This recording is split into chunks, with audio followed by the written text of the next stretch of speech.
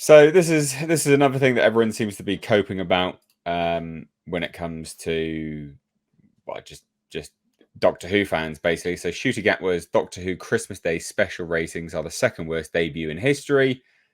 Viewers have abandoned the show. Now, these are the overnight ratings. These are the live ratings. These are not the long-range ratings when it then gets revealed on Catch Up and Disney, etc. But the overnight ones are important because we're comparing them like for like. And holy Christ, did they fall off the face of a cliff. Not only that, this is the first episode where Ncuti Gatwa is the Doctor by himself, no one else. This is his debut episode by himself. So the BBC, so not any no one else. It is the BBC reporting this. Where it is airing, and the people that make it. So if they were going to fudge it, they'd fudge it, and they definitely didn't fudge it. So the BBC reports that the Doctor Who special, The Church on Ruby Road, only saw viewership of 4.7 million. This is just marginally better than the 60th anniversary special that saw Gatwa take over as the Doctor in The Giggle, because that episode had 4.62 million. So it's only minusculely better. Like terrible, but it didn't do anything to David Tennant's specials, which had 5.8 million and 4.83 million respectively. Again, this is all overnight rating numbers that we're looking at here. So Gatwa's debut ratings as the Doctor are some of the worst in the entire show's history. Jodie Whittaker's debut episode, The Woman Who Fell to Earth, had 10.96 million views overnight. 10.96 million. That's crazy. Peter Capaldi's episode, where he is the debut, 9.17 million. Matt Smith's, 10.08 million.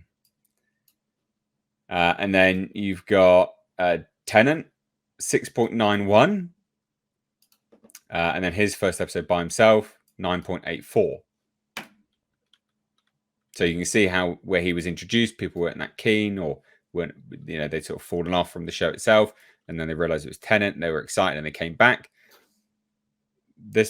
Anyone that dropped off, I mean, yeah, they may have came back, but it's pretty tiny.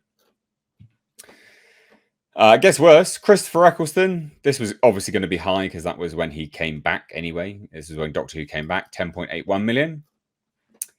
And then even further back, 1996, 9.8 million, 9.08 million. 87, 5.1 million. Even back in 87, they were better. Colin Baker, bearing in mind the population of the UK was significantly smaller as well, so that's important to note. Colin Baker's debut, 7.8 million. And then when he debuted by himself, 7.6 million. Peter Davison in 82, 9.10 million. Again, population was significantly smaller in 82. 74, Tom Baker, 12.10 million. You're getting a pattern. People have fucking checked out from Doctor Who. I mean, I could just go on. John Pertwee's 8.4. Patrick Troughton, 7.9. It just goes on and on and on and on and on. What do we think? People have just checked out. They're done. Disney's Doctor Who. People are sick of it. Remember, this was Russell T Davies. He was going to save it for everyone. Save it. I don't know why anyone would think that Russell P. Davies would save anything. I mean, have you seen his past output? Well, yeah, true. I mean, if there ever was a because like I recently saw that gay AIDS series that he did. What was it called again? It's a Sin, I think. Yeah, It's a Sin. Exactly. I saw it, and I will say, it's a very, very good miniseries. Very very bitter towards the general population, but very good in its own right. And still, it's very clear that the person that did that has no business handling Doctor Who. That's a complete wrong mindset, complete wrong mentality. It's just so far out of field for anything Doctor Who. It's like too activist. It's too specific. It's too much into like a certain sphere, that it would ever be a fit with a mass appeal genre thing like Doctor Who. So he should never have been part of that in the first place. I completely agree, and I think the drastic drop off of everyone. I mean, the thing is, right? All Russell T Davies has done is come in and put the nails in the coffin. This was a dead franchise in a casket anyway, but he's just started to nail in those final nails to close that lid and just fuck this franchise off into its grave. To put it as crass as possible, but that is true because this was dead anyway, and he was never going to salvage it. But yeah, he was never going to be the be all and end all. Thoughts? Keep going. Come on, keep going. Culture, let's go.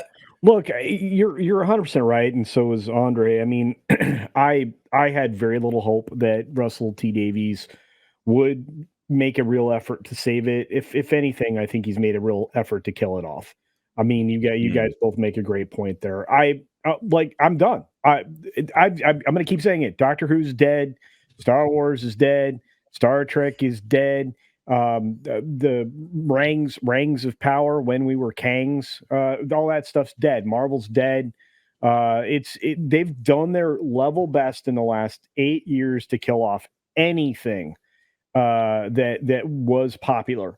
And now they're stuck with a dwindling niche audience that is just not there anymore because there's no real stories being told. Does it surprise me that these are the second worst debut ratings in history?